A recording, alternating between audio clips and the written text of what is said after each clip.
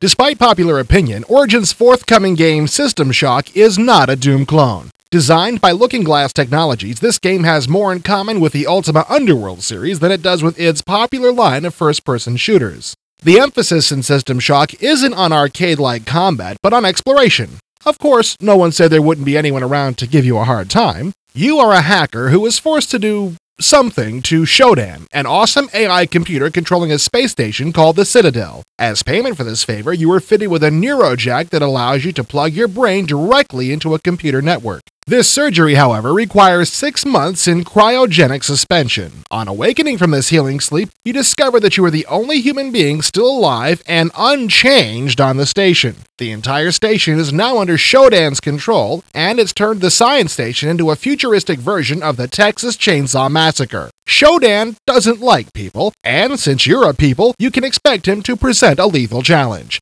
Doesn't anybody in the future make a nice, well-adjusted beaver cleaver type computer system? The interface is awfully well implemented and is both powerful and remarkably easy to use. It takes the Ultima Underworld system and streamlines it to the point where it's amazingly comfortable. You can still walk by pointing the mouse at various points on the view screen, but I found the best technique was to use the keyboard to drive, lean around corners, look down ramps, and so on, and the mouse to handle tasks like opening doors, picking up objects, and shooting. You start the game ill-equipped to face the dangers ahead, but before your first confrontation with one of Shodan's minions, you will find a nice cache of helpful items, including a nightstick. This isn't too effective on heavily armored robots, but if you happen across some mutants before finding a better weapon, you'll learn how satisfying bludgeoning soft objects with a high-tech blunt instrument can be. There are plenty of creatures to keep you occupied. Mutants are weak and only present much of a danger if they sneak up behind you or attack in large numbers.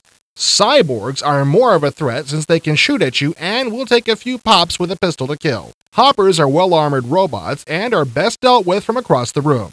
Assassin Borgs are especially nasty since they have a habit of hiding until you pass by, then jumping you from behind.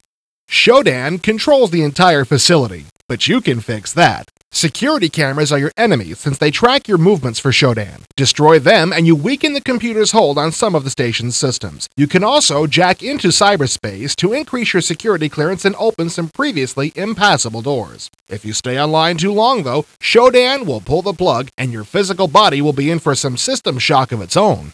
One thing that sets System Shock apart from other first-person games is the advanced control you have over your body. You can look up and down, and this is much easier to do than it was in the Underworld games. You can also crouch to give the enemy a smaller target to shoot at. You can even lean left and right. This allows you to peek around corners without having to worry about being riddled with death if you have company.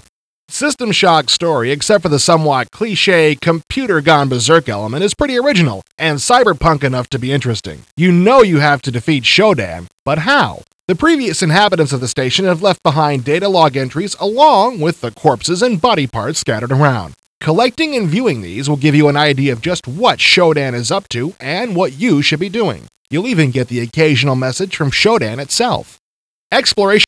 After playing System Shock for several hours during my visit to Looking Glass, I am convinced of one thing.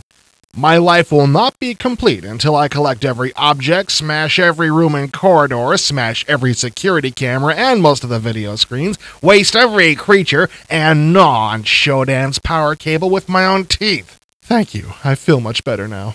This game is flashy, classy, and dangerously addictive. System Shock is scheduled to be released in mid to late June, but I'm not sure I can wait that long. After all, Looking Glass is only 3 hours away from me, so I may be forced to take another trip there. As for the rest of you, if you're up for a fantastic action-adventure game, chain yourself to the counter of your local software store and devour the first copy of System Shock you get your hands on. And you might want to buy one for your computer, too.